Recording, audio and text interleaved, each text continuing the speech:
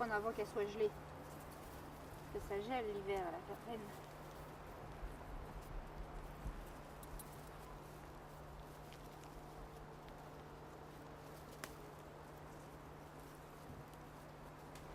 Moi j'adore ça.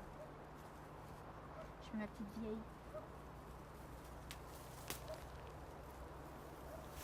Ouais, je devrais en avoir assez.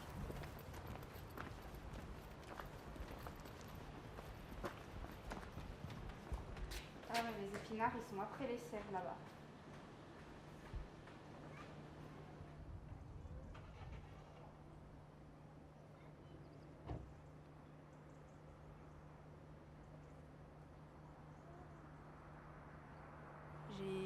J'ai fait mes piqûres tous les jours.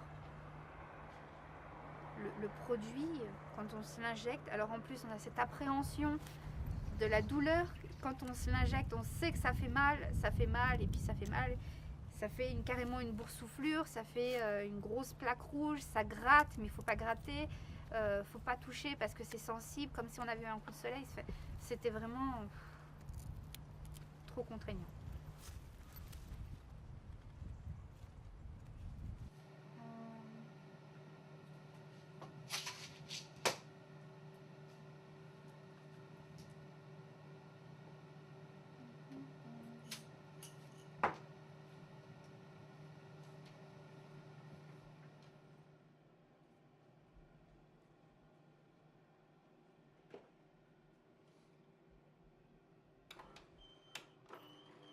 Moi, mes effets secondaires, c'était vraiment horrible, vraiment.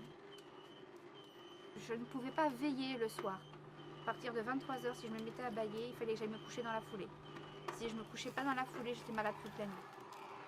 Ça accumulait tellement de fatigue sur moi, en plus de la maladie, que je pouvais dormir 14, 16, 18 heures d'affilée sans qu'on puisse me réveiller pour récupérer.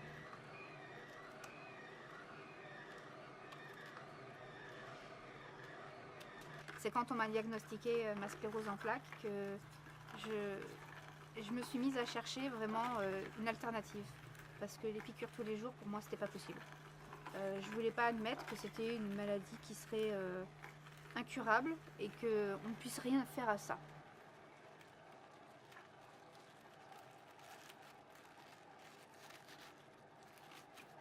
J'ai pas arrêté les médicaments tout de suite parce qu'il y a toujours cette peur de retomber, de refaire une poussée et il y a cette peur du fauteuil roulant en fait. J'ai rejoint un groupe sur Facebook de personnes atteintes de la sclérose en plaques et je suis tombée sur quelqu'un qui pensait comme moi que le changement alimentaire pouvait améliorer les conditions de sépienne, on va dire ça comme ça, et elle m'a dit qu'elle ne prenait pas de traitement et qu'elle le vivait très bien. Et je me suis décidée, donc en février, au début d'année, j'ai arrêté les piqûres.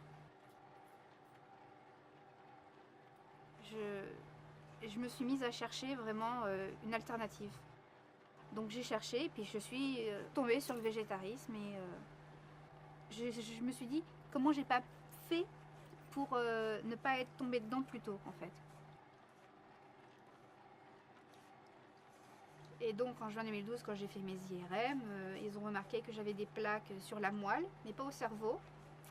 Et quand j'ai refait mes examens en juin 2014 cette année, ce sont exactement les mêmes qu'en juin 2012. C'est-à-dire que la maladie n'a pas évolué, elle est stabilisée. Et moi, je ne ressens plus aucun symptôme de cette maladie, excepté la fatigue qui arrive beaucoup plus rapidement que chez une personne normale. Mais moi, je ne voulais pas que la maladie ait le dessus sur moi. Donc,